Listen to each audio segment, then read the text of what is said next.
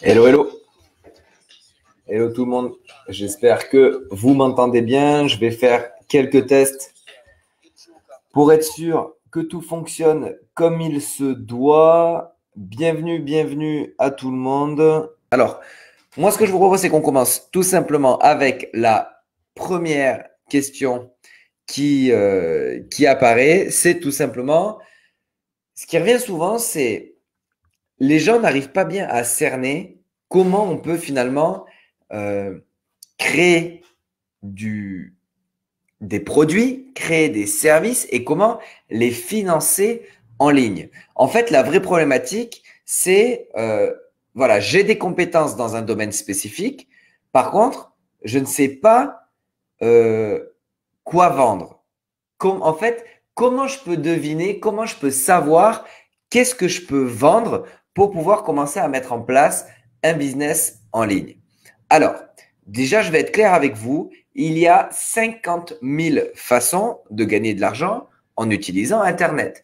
En fait, ça ne veut plus rien dire aujourd'hui de dire je veux gagner de l'argent sur Internet. Il faut que je fasse quoi? Non, la bonne question à se dire, c'est OK, quels sont les vecteurs en pleine croissance? Où est-ce qu'il y a de la demande et où est-ce que moi, je peux me positionner en fonction de mes compétences?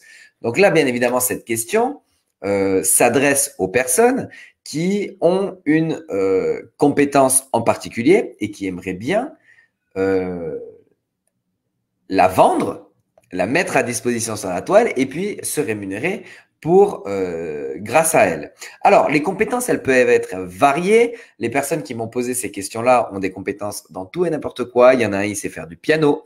L'autre, il est prof de cheval.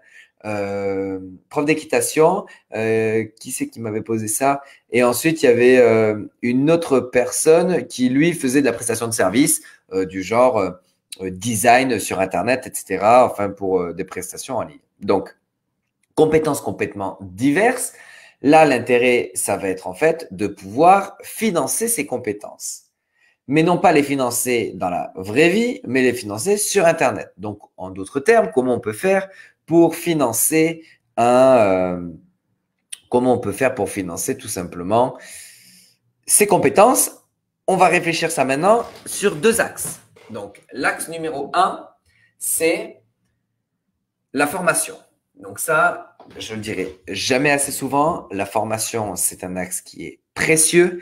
C'est un axe qui est à exploiter maintenant. Ça ne veut pas dire que dans 10 ans, ce sera toujours le cas.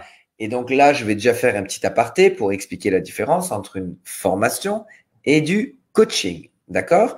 Donc, la formation, c'est tout simplement un espace membre où vous allez préenregistrer du contenu, qu'il soit écrit, qu'il soit audio, qu'il soit vidéo. Ça, c'est vous qui choisissez ce qui vous fait plaisir. Mais l'idée, c'est de se dire, OK, comment je vais faire pour aujourd'hui automatiser ce business-là en préenregistrant du contenu. Donc, on préenregistre du contenu dans le but de résoudre la problématique de la personne à qui on le vend. Et grâce à cela, eh bien, tout simplement, les gens vont pouvoir acheter ce contenu préenregistré et en fonction de l'espace membre et de la façon dont vous l'avez présenté, ils vont pouvoir acheter ce contenu sur Internet et y accéder alors que vous-même, vous n'êtes pas encore présent. C'est-à-dire que vous êtes en train de faire autre chose, mais vous avez déjà préenregistré. Donc, vu que les gens, c'est accessible sur Internet, ils ont juste à l'acheter. Ça, c'est le côté simple de la formation. Le deuxième côté de coaching, donc c'était pour continuer l'aparté, le coaching, la différence, c'est que vous allez avoir la possibilité aussi de faire de l'audit, de faire du conseil, c'est-à-dire dans votre compétence, de dire, OK, voilà, aujourd'hui, je peux vous proposer des formations accessibles H24, mais je peux aussi vous faire du coaching personnalisé. C'est-à-dire qu'on va travailler ensemble en face à face, que ce soit à travers des audios, des vidéos, que ce soit à travers des appels, des Skype, ce que vous voulez. Et on va travailler sur votre problématique personnelle et on va essayer d'avancer point par point. Alors, bien évidemment, je n'ai pas besoin de donner d'exemple parce que tout dépend de votre thématique. Enfin, du coup, je vais donner un exemple quand même. Par exemple, je suis prof d'équitation. personne qui regardera certainement ce live. Voilà. Je suis prof d'équitation. Et ben, qu'est-ce que je peux faire? Ben, je peux faire des formations pour expliquer aux gens comment mieux monter, quels sont les bons accessoires à acheter. Je peux faire des formations sur plein de choses pertinentes, préorganisées, etc. pour être sûr que ça répond à un besoin. Donc, il faut d'abord identifier le besoin. Ça, c'est une chose. Le coaching personnalisé, ça va être différent. Ça va être OK. Là, je ne vais pas vous vendre une formation, mais par contre, je vais vous voir en direct, voir avec vous votre problématique spécifique et je vais vous dire, OK, là, vous, ce que je vous propose, c'est que je vais vous coacher à distance, d'accord? Alors, c'est à distance ou en physique, ça, c'est vous qui choisissez, ça dépend de votre perspective de développement. Et puis, je vais vous accompagner dans le développement de votre compétence qui est l'équitation dans ce cas-là. Mais là, ça va être du personnalisé, ça va être du one-to-one, du face-à-face, d'accord? Donc là, l'idée, elle est simple, c'est que j'ai des compétences dans un domaine, mais comment savoir quoi vendre? Eh bien, vous avez deux possibilités. Même si aujourd'hui, vous faites de la prestation de service, la première chose que vous pouvez vendre, c'est tout simplement des formations et du coaching.